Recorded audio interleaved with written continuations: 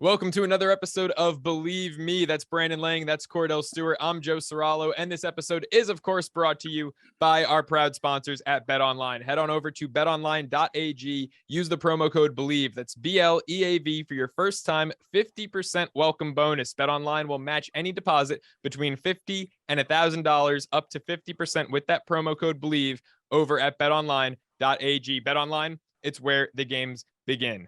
All right, let's dive in. It's episode 10 of Bleav Me. That's the career handicapper, Brandon Lang. That's the former Pro Bowl quarterback, Kordell Stewart. And I'm Joe Serralo. Gentlemen, last week, it was a week to forget, right? Let's call it what it was. Brandon, you won the Browns on Monday night. Kordell, you won the Titans. You both won the Seahawks, and that was about it. So we're gonna turn the page. We're gonna start anew here, and we're gonna dive right into this week's slate. The Miami Dolphins.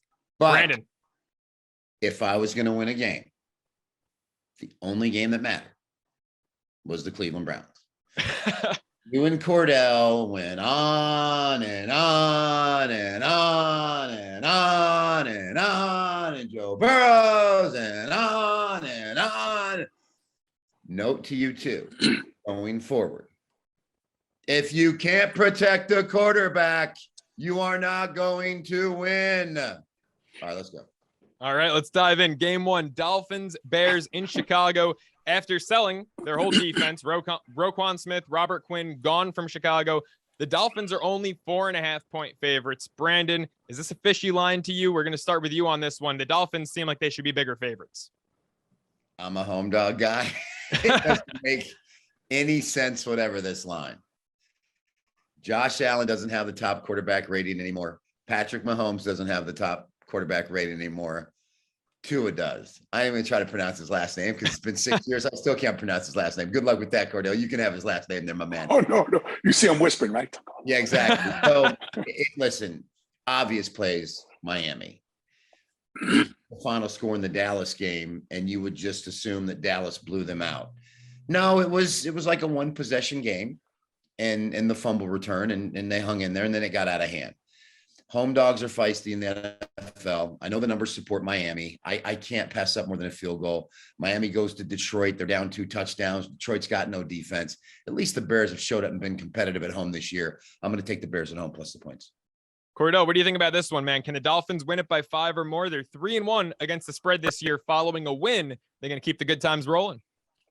Well, I think what you see with this defense in Chicago, they're ranked 5th when it comes to pass defense, and we know what the offense is with the Miami Dolphins. Justin Fields, I think, is the secret antidote here to the problem with the ability to be able to run and also adding Claypool to the game. I think that elevates their opportunity of beating a hot team at times, for sure, when it comes to throwing the football to the players they have on the outside with Waddle and all Swaddle, and well as Tyreek Hill. So I'm going with the Bears. I like what I've seen out of Justin Fields over the last few weeks, as far as his maturation process, being able to throw the football. And defensively, they lost a couple players, but I still think they're pretty solid overall. I know it sounds crazy. We can't tag to what it is. We know there's no rhyme or reason to what this is, but I'm going with the home team and the Bears and giving this team an opportunity to win. The Dolphins have to travel up north. It might be a little chilly. I don't know. It might be too cold for them. So I'm going with the Bears. Justin Fields. I'm beyond myself that he went with the Bears. I'm shocked right now, too. So no Roquan Smith, no Robert Quinn. I mean, look, obviously those guys aren't in the secondary. They're edge rushers, but edge rushers have as much to do with the pass defense as the secondary does. I mean, you guys really think that this Bears defense, after they were clear sellers at the deadline, can hold Miami, can hold Tyreek Hill, who's got almost 1,000 yards already? Well, you got the number 5th rated defense, even though with 2 players missing, they have other players on this defense that can actually go out and play. So 2 players missing out of the 11 doesn't mean the entire ship on the defensive side of the football actually sails or even go down for the most part. Justin Fields, he has Claypool now, who's a bigger target. You have to assume that they're going to use him in the red zone against the secondary. That is pretty decent when it comes to the secondary for the Miami Dolphins. But I just think that defense against that offense on the road in Chicago, I'm going with Justin Fields and the Chicago Bears. There you go. The experts say take the home dog, Bears plus 4.5. Gents, let's dive into a game that, in the words of Al Michaels, may almost be so bad that it's good. The Las Vegas Raiders, the Jacksonville Jaguars down in Florida. The Raiders are 1.5 favorites in this one. Brandon, the Raiders 3-4 against the spread on the year. Jacksonville won and covered 2 out of their first 3. They have lost and failed to cover in 5 straight since then. How do you see this one shaping up? In the words of the movie Jerry Maguire, when Rod Tidwell said to Jerry Maguire, help me to help you. Help me to help you. See, Jerry, you think we're arguing. I think we're communicating. Help me with this Raiders team. How are you going to explain to me that you're an NFL team with Jacobs as a running back, Devontae Adams, Renfro in the slot? Granted, there's no Darren Waller. And you're not going to cross midfield till the fourth quarter? I can't get my arms around that. There's something severely wrong with this football team. Kordell can allude to it. I don't know which side he's on this game, but for me, I believe Carr has lost this team. I really do. I think they're sick and tired of his BS. I think he's lost this team. I think they're tired. I think he's on his way out. I don't think McDaniel has clicked. And you're going to tell me that performance against the Saints, you're going to turn around and go into Jacksonville, tough place to play in that humidity. I'm sorry. I will lose with the Jags before I ever take a single dollar. Hold on. Take a single dollar out of Brandon's my taking pocket. out his allowance for the month. Okay. All these $100 bills right here. I will not ever again touch the Raiders. Brandon, Kordell, you like that? Brandon's just letting us know who he is real quick right there. Yeah, I mean, he's showing me it must be the money. I mean, he was talking about Jeremy Maguire. Show me the money. Showed you the money, baby. He showed me the money, baby. I tell you what, this, Jags lost and failed to cover 5 straight. All right. But this Raiders team has been 3 out of the last 4. They've been able to cover 3 out of the last 4. By being only minus 1.5 points, I'm going to go with the Jags. I'm going with Duval. I'm going with Duval. I have no choice. I mean, I don't know who this team is with Derek Carr, to be honest with you. I think Josh McDaniels has come in and just taken all of the juice and the swag away from Derek Carr and allowed this to be about him, and it has not worked. It hasn't worked because, I think it's this Bill Belichick effect, right, where you have players that come and do it the Patriots way. I think now he's establishing this thing with Josh McDaniels with the Las Vegas Raiders, saying we're going to do it the Raiders way. And that's his way, taking all the fire, the swag, and everything away from those marquee players. I just think they're not on the same page. I think going into the land of Duval, I think the Jags get them. I'm sorry. I know this sounds like I'm hanging out with my guy over here. Yeah, but it sounds like really you're drinking the Kool-Aid big honest. time, Kordell. Yeah, and it's great. It's my favorite kind. So I just, I'm going with the Jags, bro. I'm not buying from the beginning of the season, as I told Brandon. It's not going to work with Josh McDaniels and Derek Carr. It's not going to work regardless. And I'm going with the Jags. I know it sounds crazy. We're together on this thing a couple times. I got to change it up just because as we move forward. I feel a little uncomfortable here. Me too. Two games in a row, 2 straight home dogs. Let's see if that changes here. Kordell, we're going to start with you. Packers, 3.5-point favorites at the Detroit Lions. Look, Green Bay, just like the Rams, just like the Bucks, 2 teams we're going to get to shortly. It's been a dumpster fire for them all season. But Detroit, I mean, they're in total disarray. They're 1-6 on the year. They just fired their DB coach. Their defense is dead last in football. It's not even close. Kordell, do the Packers right the ship here and win by 4 or more? Oh, man, I tell you what, the Lions offense, they can score points. I think we all can agree with that. The Packers, we've watched them struggle. It's this lethargic look of Aaron Rodgers. Every time he's sacked, every time something doesn't work, it's like, I can't ride with that because the energy of the team, to me, is an extension of the quarterback, the mentality-wise, especially the money that they've given him. Right. Yeah. And so I'm gonna go with this team in the Lions at home with everything that they've lost. I'm gonna go with the home team because I can't trust the team that has to go on the road with Aaron Rodgers. I just can't trust Aaron Rodgers right now. No one's talking about this stuff enough when it comes to Aaron Rodgers. Everyone's afraid to talk about Aaron Rodgers. The fact of the matter is he's not doing anything right now. It can't be the player's fault that they're not catching the ball because he's not throwing in the right place, or he's not scrambling, which I haven't seen him do yet because he has great feet, but he's not using his tools to make it work. I'm not going with the Packers regardless. I don't care what it is. I'm going with the Lions. Let's go Lions. Kordell, 3 straight home dogs, going Lions plus 3.5. Brandon, is this where we have our first disagreement, or are you drinking what Dan Campbell's selling? Here's the question. Are the Green Bay Packers really going to lose outright to the Detroit Lions with the worst defense in the NFL? The cure for a struggling offense is to see a really bad defense. Secondly, if I didn't know better, I would say the name Art Schlichter came to mind with Buffalo and Green Bay on Sunday night, because the 2 picks that Allen threw, the one at the goal line that would extended the lead from 17 to 20, which would have made it a 13-point game. That interception, if I didn't know better, I would have thought he was shaving points. His buddy's down 10 grand to his bookie.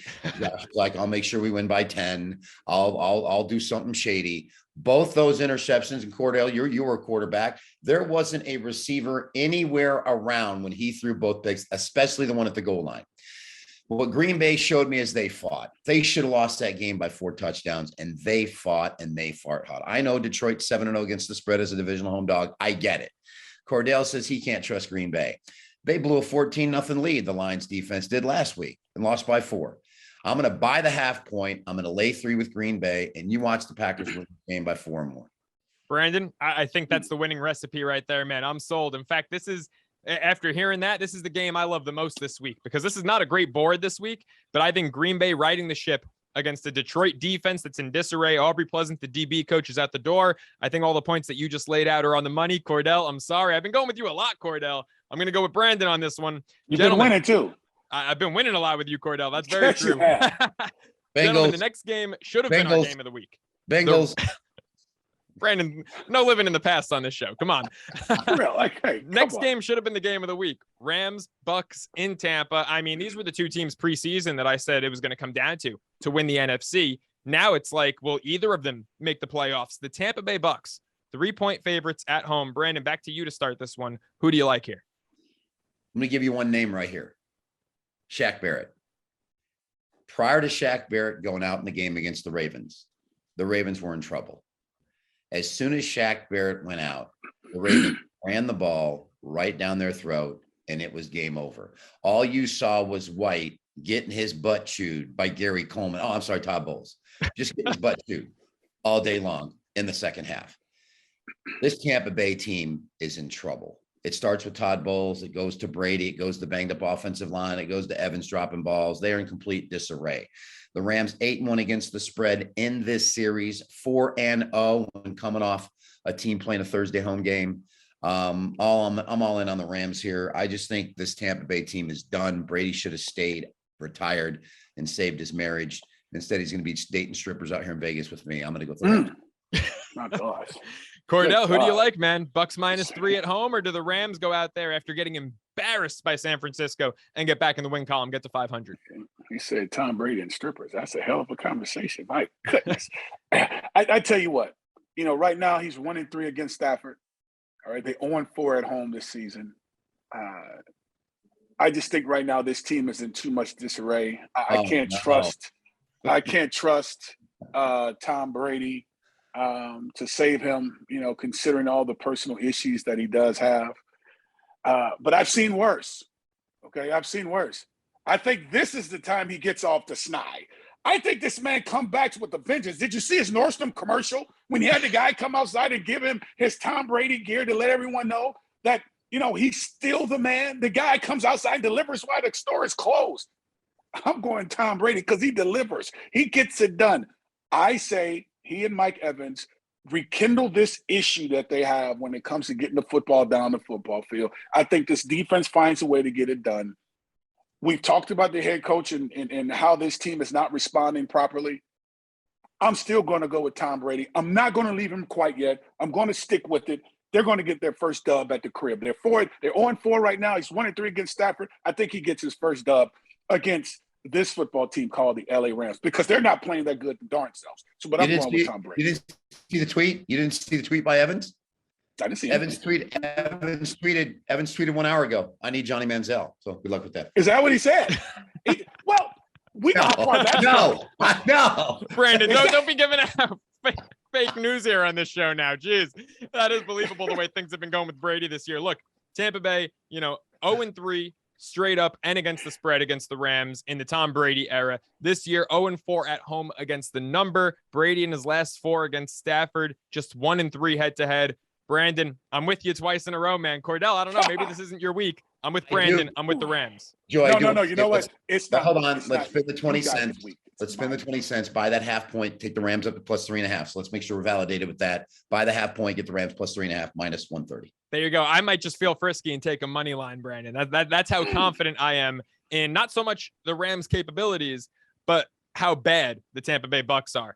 Game 5, guys. Monday Night Football. The Baltimore Ravens, 2.5-point road favorites at New Orleans. I know that this has been the home dog special episode, but Kordell, we'll start with you here. Ravens, field goal favorites at the Saints. You think they pull it off?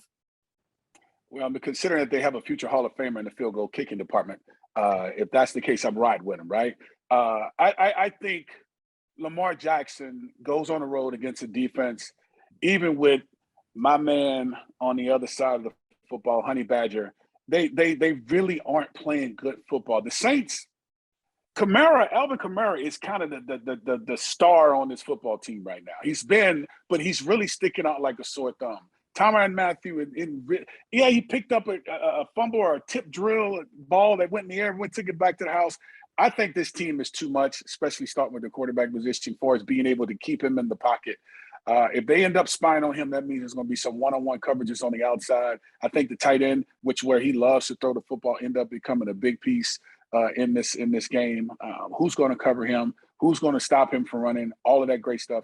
I'm going with this Ravens team. I think this is the time because he wants his money. That stuff that you put in the air, they have the blue little stuff on it over there, Brandon. It's called the shillings, me money, the currency over there. That's what this guy wants, number 8. He wants his money. I'm going with the Ravens. Brandon, you finally going to go with a road favorite in this one? Yeah, more than likely, no pun intended. Love that. Absolutely love him.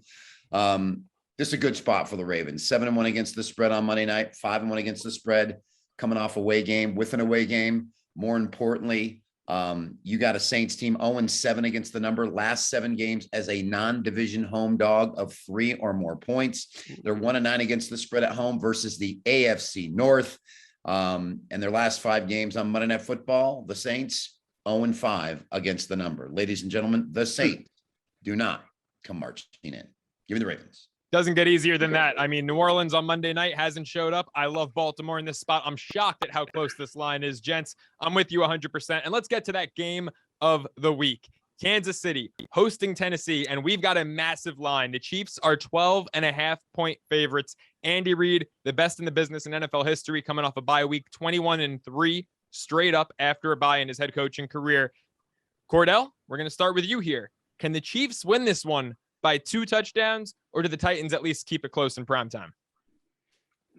Well, the only way they can keep it close is if they run the football and control the clock as well as the ball. Keep that offense on the sideline, which is the cliche thing to say, right? But this guy right here, Patrick Mahomes, he does too much with different angles of how he throws the football. That's what this game is truly all about. This is going to come down to what can 15 do in this game, because yes, their defense, their offense is going to get some great runs. Derrick Henry's going to go out and run really well. I think Mike Vrabel is going to say, you know what, we need to control the game because they beat them before and they have the recipe to beat the Kansas City Chiefs. The question becomes, will they be able to score enough with this young quarterback actually being the starting quarterback on this team? And I don't think Willis is enough to be able to go out, because this is an experiment now because of what Tannehill wasn't able to do. And so I just think this is too much going on the offense side of football with Kansas City. Yes, I think they covered it and then some. Brandon, what do you have to say about that, man? That's a big number. Pretty simple for me. The Titans have 5 straight covers after starting 0-2 this year. The Titans have 5 straight wins over the Chiefs. Chiefs are 0-3 against spread at home this year. 2-point win over the Raiders. 3-point win over Chargers. I don't know if Ryan Tannehill is listed as out yet. So I would advise our viewers of the show on this. If Ryan Tannehill plays, and just chill till it's announced, because it will be announced. If Ryan Tannehill plays, unload the suitcase on the Titans plus the points. If Tannehill doesn't play, I would agree with Kordell. I think it's too much for Willis to handle here. He threw the ball, I Bleav, 9 times last week. Granted, Derrick Henry went for 749 yards. Texans. So if Tannehill plays, I love the Titans plus the points. If he doesn't, rookie quarterback on the road, Andy Reid bye week, Spagnuolo's defense against the rookie, I'd say you have to lean towards minus points. Kordell, I'm going to give you one more chance here because after all, Brandon pulled a switcheroo last episode. If Tannehill plays, are you on the Titans plus the 12.5 to at least make it a more competitive game? There's a reason why Tannehill got yanked for Willis in that last game. There's a reason. And so if that's the case, even if he goes in, then what do you have? Because if it was bad to then have to put the backup in, now you go back to the starter because the backup he throwing interceptions and it didn't really pan out as well as Mike Vrabel wanted it to work out. Then what happens then? Oh, he plays angry and he plays have this out of body experience. Same results. I don't think it happens. I think we still stick with the Kansas City Chiefs. I'm standing my ground. There you have it. There you have it, Kordell. A little more edge, a little more fight from Slash than I've seen on this show before. Let's go. I do hate to do this to you, Kordell, though, because I love you, baby. I really do.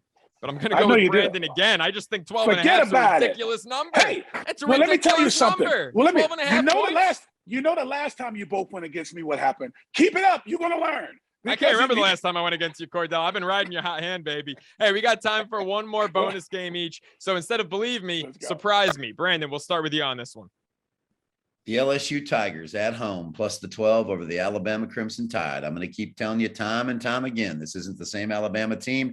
They don't have the same Alabama defense. They don't have the same Alabama corners and safeties. Their defense has got lit up. Tennessee put 52 on them. LSU's offense is coming to live with Daniels. I'm going to go with LSU home dog plus 12 bonus play. I'm going to drink the Kool-Aid and take Georgia plus the 9. I'm sorry, Tennessee plus a 9 over Georgia. Bonus 2-pack in college from your boy B Lang. I love it. A little dogs and a couple SEC top 10 matchups. I got LSU earlier this week at 13.5, and I love that number. Kordell, give me your bonus game of the week. I'm going with the Chargers and the Falcons here at Mercedes-Benz Stadium. You got the Chargers who at -3. They're supposed to come on the road and put the smackdown on this team that we know can finish just as strong as any team in the National Football League right now. Marcus Mariota, it may look a little crazy at point times of the game. He sometimes has flashes of looking like the number 2 overall pick to sometimes looking like a guy that deserved to sit on the bench, but they're finding ways to win. And when you find ways to win, consider the Chargers are -3 in this game. I'm going to go. You saw what happened in the last game against Carolina. They had an opportunity to win it when it came down to a field goal. Even though they kicked the field goal, I say they win by a touchdown. They win by more than 3. I'm going with the Falcons and Marcus Mariota. I'm drinking the Kool-Aid, and it's great, baby. Kordell all over the home dogs this week. My God, it's an out-of-body experience. That does it for this episode of Bleav Me. For Brandon Lang, for Kordell Stewart, I'm Joe Serralo. We'll see you next week.